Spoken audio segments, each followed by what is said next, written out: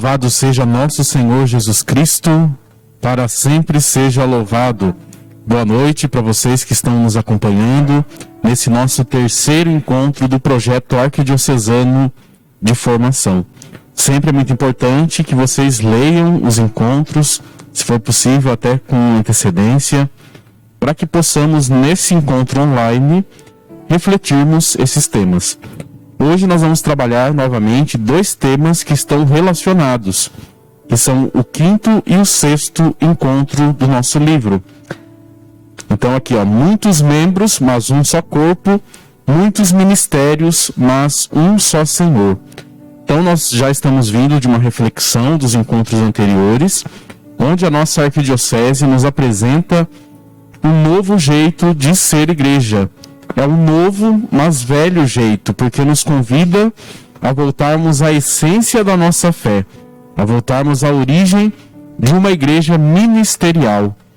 Ministerial que refletimos no outro encontro anterior, uma igreja de ministérios, uma igreja de serviço, uma igreja onde aquele que é maior é aquele que mais serve, que mais se coloca a serviço dos irmãos e irmãs nas nossas pastorais e movimentos. Então nós vamos para a página 4 do nosso livro para rezarmos a oração inicial. Na página 4, então, estamos reunidos em nome do Pai, e do Filho, e do Espírito Santo. Amém.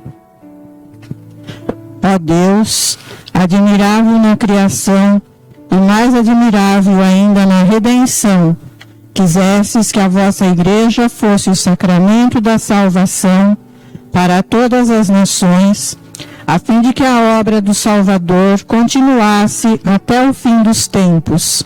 Despertai em nossos corações a consciência de que somos chamados a trabalhar pela salvação da humanidade. Infundi mais plenamente em nós a graça do vosso Espírito e fazei que, fiéis à vossa vocação, vossa igreja apareça mais claramente como um sinal do vosso amor, e o mundo, iluminado pelo vosso Espírito, creia no Cristo que enviastes.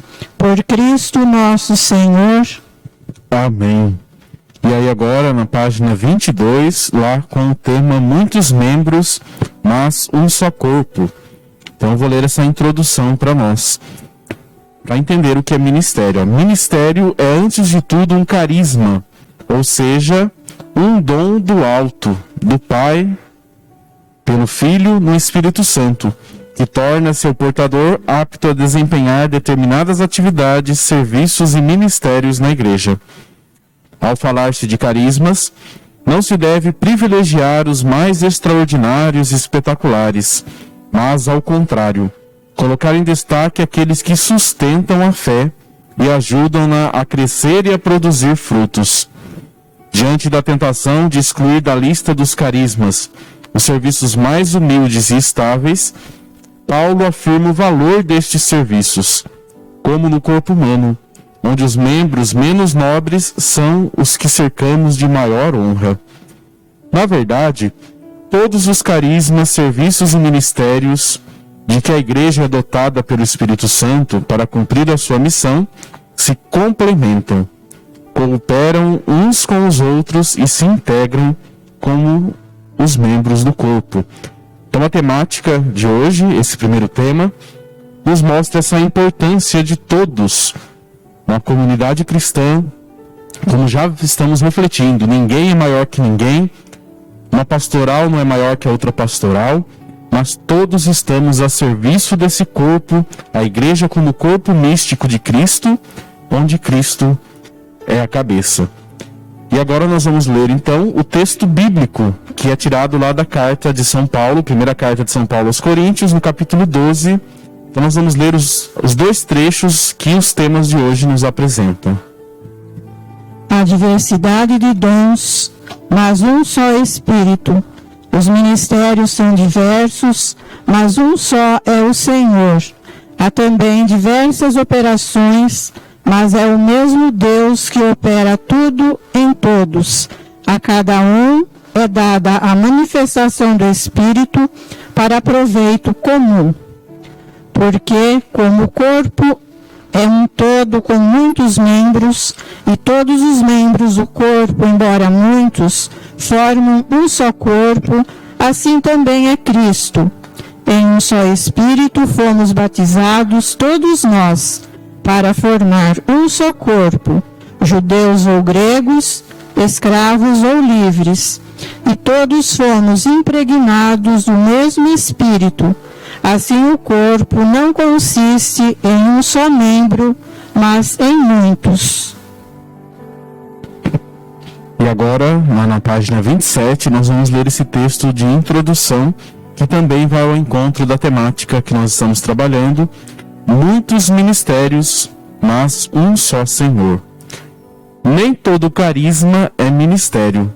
Só pode ser considerado ministério o carisma que na comunidade e em vista da missão na igreja e no mundo assume a forma de serviço bem determinado e envolvendo um conjunto mais ou menos amplo de funções que responda a exigências permanentes da comunidade e da missão, seja assumido com estabilidade, comporte verdadeira responsabilidade e seja acolhido e reconhecido pela comunidade eclesial. A recepção ou reconhecimento do ministério pela comunidade eclesial é essencial ao ministério, porque o ministério é uma atuação pública e oficial da igreja, tornando seu portador, num nível maior ou menor, seu representante. Aqui está dizendo então que todas as vezes que nós exercemos, que vocês exercem um ministério em nome da igreja, vocês estão representando a própria igreja. Esta recepção ou reconhecimento dos ministérios tem modalidades e graus diversos, dependendo da natureza da função, ou seja, da sua relação com a identidade e a missão da igreja. Agora, para clarear um pouco, nós vamos ler a primeira historinha motivacional que está lá no nosso primeiro encontro, na página 25, para que possa clarear para nós, então, e nós somos convidados a refletirmos qual que é o nosso posicionamento, qual que é o nosso papel, então, em uma igreja que tem essa consciência que Paulo apresenta para as suas comunidades. A consciência de que somos muitos membros, mas formamos um só corpo, porque somos conduzidos e guiados por um único Espírito, que é o Espírito do ressuscitado, o Espírito Santo de Deus, que conduz a igreja, que nos conduz.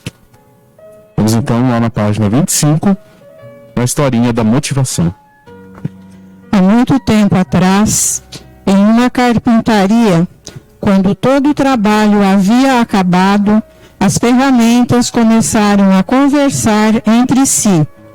Elas discutiam para saber qual delas era a mais importante para o carpinteiro. O martelo começou. Certamente que sou eu o mais importante para o carpinteiro. Sem mim, os móveis não ficam de pé, pois eu tenho que martelar os pregos. O serrote logo quis dar a sua opinião. Você, martelo, você não pode ser. Seu barulho é horrível. É ensurdecedor ficar ouvindo. Toque, toque, toque. O mais importante sou eu, o serrote. Sem mim, como o carpinteiro serra a madeira, eu sou o melhor. E assim por diante, todos se sentindo mais importantes do que os outros. No dia seguinte, chegando o carpinteiro, colocou sobre a mesa a planta de um móvel e começou a trabalhar. Ele usou todas as ferramentas naquele dia. Enfim, ele acabou. Ao final do dia, o carpinteiro estava cansado, mas feliz com o que tinha feito. O carpinteiro foi para casa e as ferramentas voltaram a conversar. Só que agora elas ficaram admirando o que tinham feito todas juntas e o carpinteiro. Sabe o que elas fizeram? Um púlpito de uma igreja. E tinha ficado lindo. Elas chegaram a uma conclusão. Todas eram importantes e o móvel tinha ficado lindo. Elas descobriram que quando todas trabalham juntas, tudo anda melhor. Que bonita historinha, né, Dona Vera? E nos ensina, né, a importância de todas as... Da união das pastorais, da união de cada um de nós, né? Isso é bonito a gente ver na comunidade, né? Colaboração, né, de todos. Então, que você possa refletir essa história, né? Quem é mais importante na nossa comunidade? Quem é mais importante na nossa paróquia? Se a gente for olhar a historinha, muitas vezes nós nos achamos mais importantes, né? Um se acha melhor que o outro, e isso não deve existir na nossa comunidade. Como o nome próprio diz, né? Comunidade, comum, cada um coloca o seu dom, cada um coloca aquilo que tem de melhor, e juntos a gente vai mais longe, né, Dona Vera? Com certeza. E aí nós vamos agora para outra historinha de motivação, que está ali no próximo encontro. E essas histórias, embora sejam muito simples, né, nos dão uma lição de moral muito grande, a partir desse tema que nós estamos ouvindo. Nós podemos nos questionar, né? O nosso projeto, ele não traz nada de novo. Isso que é interessante, porque muitas vezes nós vamos nos perdendo, vamos esquecendo a nossa essência, a essência da igreja, e caímos muitas vezes no ativismo. E é tão triste a gente ver pessoas que estão na igreja num mero ativismo. Perde o sentido do serviço, de estar ali por causa de Deus, de estar ali para servir a Deus através dos irmãos. Em muitos lugares nós vemos pessoas que vão perdendo esse sentido, se torna algo mecânico. Então eu vou servir porque eu estou escalado, porque eu tenho que estar lá, e se torna um peso na vida de muitas pessoas. Então que a gente possa refletir, né, o que nos leva a servir, o que nos leva a estar na pastoral que você faz parte, no movimento que você faz parte. Vamos agora aí na página 30 para outra historinha motivacional para nós. Um velho músico, após ser demitido da orquestra em que tocou por muitos anos e sem sucesso em conseguir outro emprego, uma manhã arrumou-se todo com esmero, como se fosse a uma apresentação.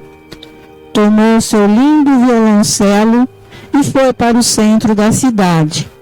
Ali na praça, posicionou-se como sempre fazia nos espetáculos e, pronto para tocar, colocou seu chapéu no chão para acolher as moedas e ficou imóvel.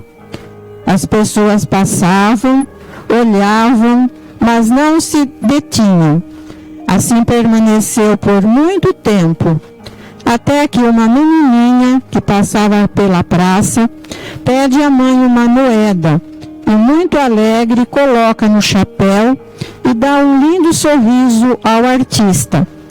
Assim que a moeda cai no chapéu, ouve-se um maravilhoso som que ecoa pela praça e prédios vizinhos, atraindo muitas pessoas que paravam e admiravam tão linda e solitária melodia. Porém, de repente, ouve-se chegando de um outro canto da rua o som de um outro instrumento. Era um jovem que veio se juntar a ele. E logo outro rapaz sai de dentro de uma casa, também com seu instrumento, para também vir, e assim muitos outros instrumentos foram surgindo e se unindo ao primeiro. As pessoas, motivadas pelo belo som, foram também atraídas e vinham de todos os lugares e cantavam todos juntos. Em alguns momentos, fora do compasso, fora do tempo, mas estavam ali. Eis que aparece um senhor que sobe em um banquinho que trouxe consigo e imediatamente começa a reger aquela orquestra. Então a harmonia acontece e o que se ouve é uma belíssima sinfonia que emociona a todos. Mais uma vez aí uma história muito bonita, né? Na capa do nosso livro, né? Se você olhar lá, o que nós temos? Uma orquestra. Basta olhar na capa aí do nosso livro do projeto. A nossa comunidade, ela deve ser comparada então a essa orquestra, assim como essa história. Uma pessoa só não é comunidade. Um grupo pequeno que exclui os outros não é comunidade. Então a nossa comunidade, ela vai ser uma comunidade de fé se ela é aberta para todos. Mas cada um ali deve colocar o seu dom a serviço. É isso que a gente está falando bastante nos encontros, né? Cada um viver o seu dom.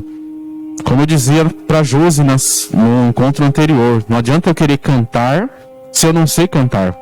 Então qual é o dom que você tem? Que você pode colocar a serviço da nossa comunidade? Como numa orquestra. Então quem toca o saxofone não pode querer tocar todos os instrumentos, né, Dona Vera? Senão não... Com certeza. Ou se alguém que não conhece o instrumento vai lá tocar. Então na comunidade, cada um de nós tem um dom. Tem algo que gosta de fazer, né? Às vezes o seu instrumento, né? Às vezes colocam a gente fazer coisas que a gente não gosta. Eu, quando estava na minha paróquia de origem, quantas vezes tive que quebrar galho em pastorais, fazer coisas que não era a minha identidade. Mas é importante cada um achar o seu lugar na comunidade, né? Sim. A Dona Vera a senhora é ministra extraordinária da Eucaristia, faz parte do nosso grupo de discípulos missionários, liturgia. Da liturgia, que nos ajuda nos leitores, e você que está nos assistindo também, tá aí nas suas pastorais, movimentos. É importante a gente achar o nosso lugar, um lugar que a gente se sente bem, que a gente se sente útil no serviço, então, a Deus. E a nossa comunidade, então, no espelho dessa imagem da orquestra, tem como regente, quando eu estudava o sacramento da ordem, lá na faculdade jesuíta, o nosso livro também traz a orquestra, o livro do sacramento da ordem. Porque a missão do presbítero, do padre, é ser esse regente da orquestra. Então a missão dos coordenadores, das coordenadoras, das nossas pastorais e movimentos, é reger, é saber aproveitar o dom que cada um tem. Então se cada um coloca aquilo que tem de melhor a serviço, a nossa comunidade vai ficar muito melhor, né, Dona Vera? Vai cada vez... certeza. Então, se alguém sabe fazer, né, por exemplo, na pastoral da comunicação, se você sabe fazer arte, se você sabe tirar fotos, se você sabe fazer uma leitura, ler bem, então você pode colocar isso a serviço. Se você tem o dom de cantar, de tocar um instrumento, se você gosta de estar com as crianças, nós temos ali a catequese, se você gosta de trabalhar com os jovens, a pastoral do Crisma. Então é muito bonito ver que na nossa igreja tem essa diversidade de coisas para a gente atuar e servir, né, Dona Vera? Tem muita coisa a ser feita, né? O que a senhora... Vamos entrevistar a Dona Vera aqui, já que a gente está... Nesses anos que a senhora está na igreja, o que a senhora já ajudou na igreja, nas pastorais? Eu já passei por várias pastorais, imagino que a senhora também tenha já feito de tudo na comunidade, né? Eu sou antiga da Bretânia. Sou lá do comecinho, logo que a igreja foi construída. Meu pai fazia parte da comissão. Então a gente já ajudava na igreja, cantava, né? Sem saber muito, mas a gente cantava, limpava a igreja, arrumava a igreja, e as missas eram uma vez ao mês só. Então o padre chegava, ele ficava na minha casa hospedado. O padre geralmente ele vinha com um seminarista. Esse seminarista ele aproveitava o tempinho dele para dar um pouco de catequese, reunir as crianças. E desde lá do começo que eu venho ajudando, nunca me desliguei. Até hoje, o que eu sempre posso... descobrindo uma nova forma de servir. Faz quanto tempo que a senhora ministra? A ministra eu sou recente, acho que tem 2 anos, né? Então isso que é importante, né? Na comunidade a gente ir descobrindo os nossos lugares, e nem sempre é um lugar estático, como a Dona Vera disse, ela já ajudou em tantas coisas e agora recentemente é ministra. Então sempre se inovando, né? E se atualizando. O Espírito Santo vai nos dando os dons, né? Então a gente pode ajudar em mais de uma pastoral, né? Mas não deve se fechar para aquilo, para que se suscite novas pessoas na nossa comunidade e que a gente possa também colocar os nossos dons a serviço. Então esse encontro de hoje nos mostra muito isso. E agora nós vamos voltar lá no primeiro encontro, né, no primeiro tema, e nós vamos ler na história da igreja, lá na página 23. Vamos ver aqui o conceito de leigo como aquele que nada sabe, está superado na igreja. Então, o antigo Código de Direito Canônico, de 1917, definia o leigo como aquele que não é padre, era uma definição pelo negativo, ou seja, negava, né? Quem é o leigo? Aquele que não é padre. Ao clero cabia conduzir, dirigir e promover tudo que se referia à vida da igreja. Então a responsabilidade estava no clero, no diácono, no padre, no bispo. O documento do Concílio Vaticano II, Apostolicam Actuastatem, acho que é assim que pronuncia o latim, sobre o apostolado dos leigos, foi a grande novidade da história da igreja a respeito desse assunto. Vida e missão dos cristãos, leigos e leigas. Jamais um concílio ecumênico tinha dedicado atenção especial ao laicato. Foi reconhecida a tradição bíblica do povo de Deus e o dom do Espírito à renovação eclesial, recolocando no devido lugar a missão do leigo e da hierarquia, que também vai aparecer no documento da Lumen Gentium, e reconhece o povo de Deus acima da hierarquia. Então todo o povo de Deus constitui a igreja católica, constitui a igreja do Senhor, não somente o clero, como a gente já refletiu no encontro anterior. Segundo a Lumen Gentium, pelo nome de leigos, são compreendidos todos os cristãos, exceto os membros de ordem sacra e o estado religioso aprovado na igreja. Estes fiéis, os leigos e leigas, pelo batismo foram incorporados a Cristo, constituídos no povo de Deus e, a seu modo, feitos partícipes do munus sacerdotal, que nós refletimos também no outro encontro, essa questão do sacerdócio comum dos fiéis, em que todos os fiéis fazem parte. O munus sacerdotal, profético e régio de Cristo, pelo que exercem sua parte na missão de todo o povo cristão na igreja e no mundo. Isso significa que apenas na organização dos serviços é que se pode afirmar que existem papéis diversificados, conforme os carismas, os dons e as necessidades dos cristãos no mundo, pois é a igreja toda numa tarefa comum que tem a missão de evangelizar, transformar e salvar. Ou seja, a igreja inteira está envolvida num único apostolado. Então, a missão de anunciar, a missão de falar de Deus, de proclamar o evangelho, é de todo o povo de Deus, não é somente do clero. E aí nós vamos lá no segundo tema, que é o sexto encontro. Eu vou pedir para a dona Vera ler para nós na página 28, na história da igreja, na página 28. O Concílio Vaticano II, apoiado em sérios e prolongados estudos bíblicos, patrísticos e linguísticos, ensina, seguindo o apóstolo Paulo, que na igreja há diversidade de ministérios. Com a mesma determinação com que exalta a unidade, o Concílio Vaticano II reconhece e acolhe a diversidade desses ministérios. Reconhece também a diversidade de povos e nações, de línguas e culturas, de hábitos e costumes, tradições litúrgicas e espirituais, disciplinas e expressões teológicas da mesma verdade revelada. O povo de Deus não só se forma de elementos oriundos de diversos povos, mas também se compõe ele mesmo de várias ordens. Existe de fato diversidade entre os seus membros, quer segundo as funções, quer segundo a condição e o estado de vida.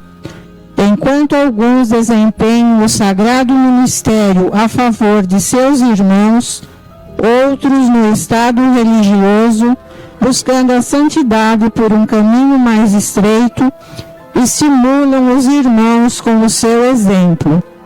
Para apacentar e aumentar sempre o povo de Deus, Cristo Senhor instituiu na sua igreja uma variedade de ministérios que tendem ao bem de todo o corpo.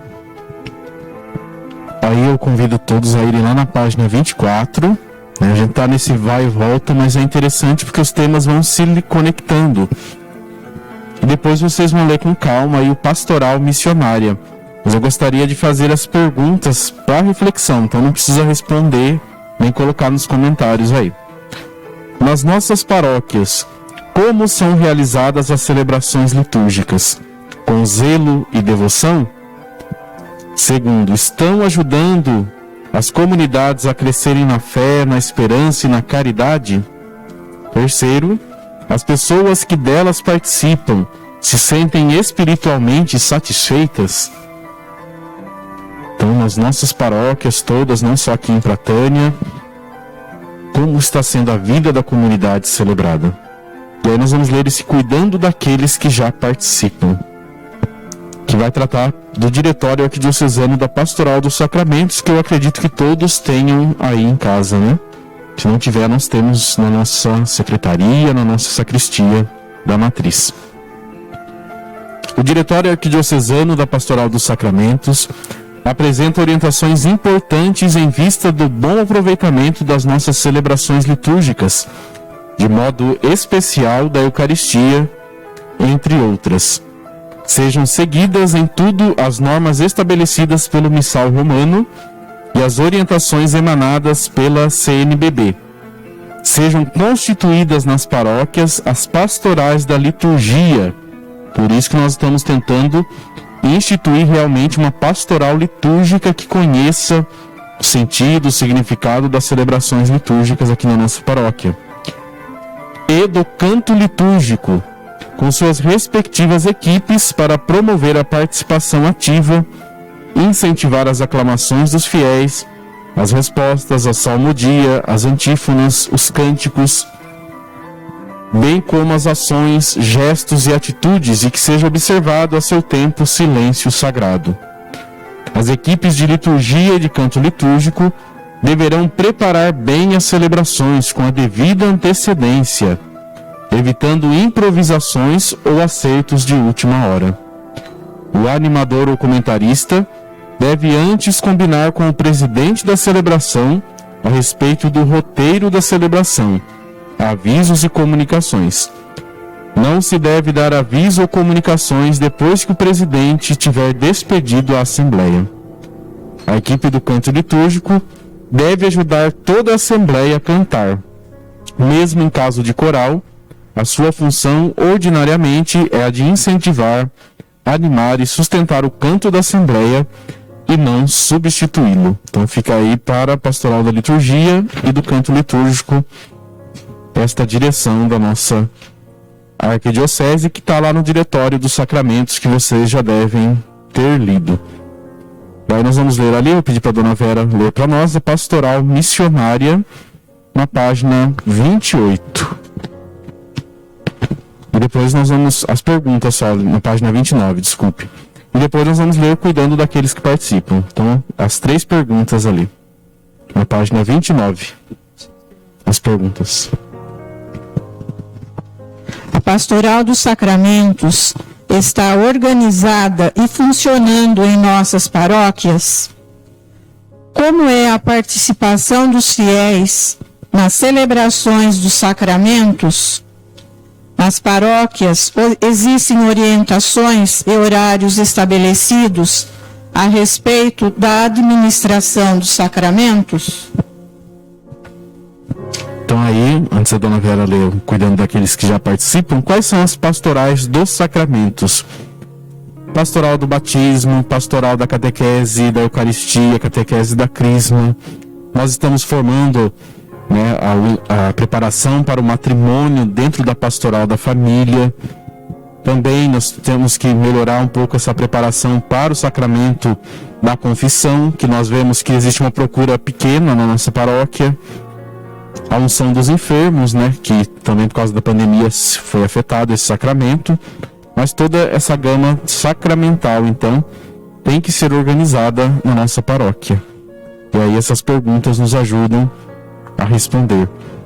Será que nós temos a consciência de que preparamos as pessoas para receber sacramentos que são a essência da nossa fé, da nossa vivência na igreja? É algo muito sério, né? A gente precisa pensar e se preparar o melhor possível. Então aí na página 29 vamos ler Cuidando daqueles que já participam.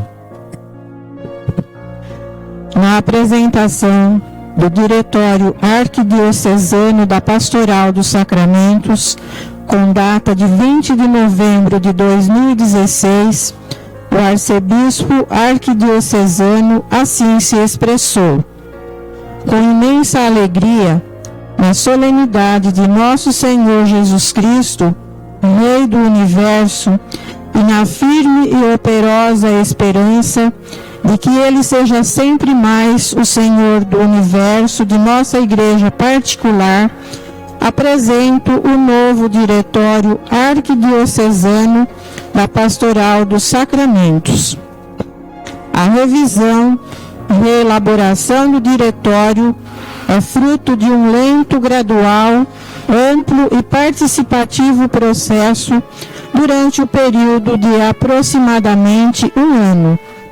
Aliás, o processo é tão ou mais importante quanto o resultado final. Ao longo do processo, tomamos contato mais vivo com a situação de nossa igreja particular e a realidade que nos cerca, tomamos mais consciência dos atuais desafios pastorais e, com toda certeza, experimentamos um aprofundamento da comunhão afetiva, teológica e pastoral entre nós.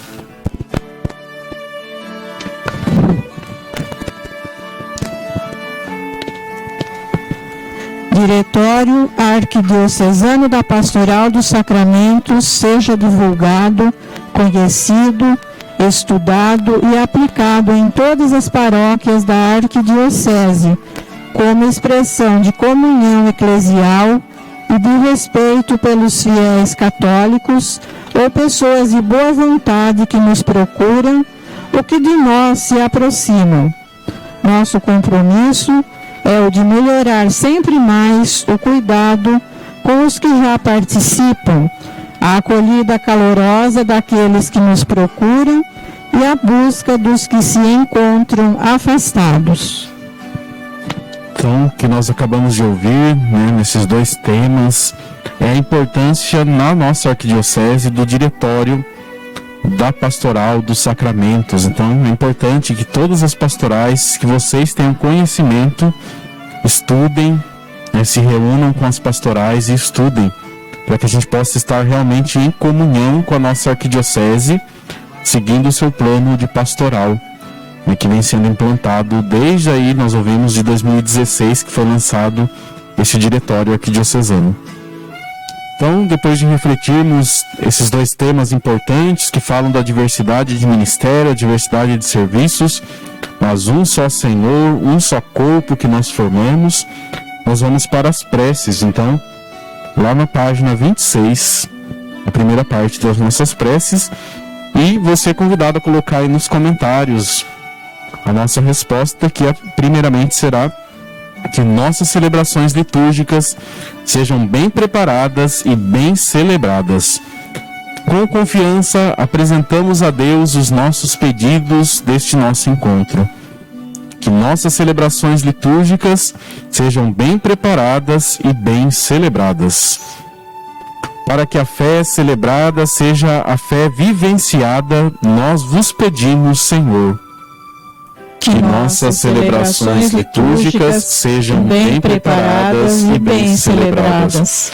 Para que a liturgia de nossa vida seja um culto agradável a Deus, assim como foi a vida existencialmente vivida de nosso Senhor ao Pai pelo Espírito.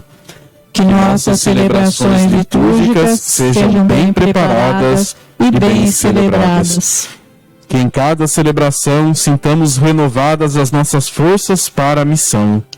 Que nossas celebrações litúrgicas sejam bem preparadas e bem celebradas. Que o Espírito de Jesus, grande mistagogo, conduza nossas liturgias, de modo que sejamos transformados naquele que celebramos. Que nossas celebrações litúrgicas sejam bem preparadas e bem celebradas. Agora nós vamos lá para a segunda parte, na página 31. E a nossa resposta, a nossa prece será que as celebrações dos sacramentos sejam expressão viva da nossa fé no Cristo ressuscitado. Dona Vera puxa para nós e a gente responde e coloca aí nos comentários da nossa live. Vamos lá? Que os sacramentos produzam em nós aquilo que significam. Nós os pedimos, Senhor. Que as celebrações dos sacramentos sejam uma expressão viva da nossa fé no Cristo ressuscitado. Que a celebração dos sacramentos da iniciação cristã sejam o leite materno, juntamente com a palavra de Deus, pão da vida, alimento para todos os que iniciam sua vida em Cristo Senhor. Nós os pedimos, Senhor. Que as celebrações dos sacramentos sejam uma expressão viva da nossa fé no Cristo ressuscitado. Que através dos sacramentos de cura possa a Igreja, comunidade dos discípulos missionários de Jesus, ser reconciliadora, acolhedora e cuidadora de todos. Nós os pedimos. Que as celebrações dos sacramentos sejam uma expressão viva da nossa fé no Cristo ressuscitado. Possam os sacramentos de comunhão de vida e de serviço despertar em vosso povo fiel a graça do amor e do serviço. Nós os pedimos, Senhor. Que as celebrações dos sacramentos sejam expressões vivas da nossa fé no Cristo ressuscitado. Juntos rezemos. Pai nosso que estás nos céus, santificado seja o vosso nome. Venha a nós o vosso reino. Seja feita a vossa vontade, assim na terra como no céu. O pão nosso de cada dia nos dai hoje. Perdoai as nossas ofensas, assim como nós perdoamos a quem nos tem ofendido. E não nos deixeis cair em tentação, mas livrai-nos do mal. Amém. Ave Maria, cheia de graça, o Senhor é convosco. Bendita sois vós entre as mulheres, e bendito é o fruto do vosso ventre, Jesus. Santa Maria, Mãe de Deus, rogai por nós, pecadores, agora e na hora de nossa morte. Amém. Glória ao Pai, ao Filho e ao Espírito Santo, como era no princípio, agora e sempre. Amém. Nós vamos lá na página 4 para a nossa oração final. E já agradecemos então a todos vocês que estão perseverantes, participando, refletindo. O mais importante, né? Leiam com calma, retomem o texto bíblico depois. O objetivo desse projeto arquidiocesano é mudar o nosso jeito de viver e de encarar a nossa fé e a nossa igreja. Então vamos rezar juntos essa oração final. Senhor, fazei de mim um instrumento da vossa paz. Onde houver ódio, que eu leve o amor. Onde houver ofensa, que eu leve o perdão. Onde houver discórdia, que eu leve a união. Onde houver dúvidas, que eu leve a fé. Onde houver erro, que eu leve a verdade. Onde houver desespero, que eu leve a esperança. Onde houver tristeza, que eu leve a alegria. Onde houver trevas, que eu leve a luz. Ó Mestre, fazei que eu procure mais consolar que ser consolado, compreender que ser compreendido, amar que ser amado. Pois é dando que se recebe, é perdoando que se é perdoado, e é morrendo que se vive para a vida eterna. Amém. O Senhor esteja convosco. Ele está no meio de nós. Por intercessão de Santana, padroeira da nossa arquidiocese, e de Santa Marcelina, padroeira de nossa paróquia, desça sobre vós a bênção do Deus Todo-Poderoso, o Pai, o Filho e o Espírito Santo. Amém. Senhor bom Jesus, tende piedade de nós. Uma boa noite e até o nosso próximo encontro.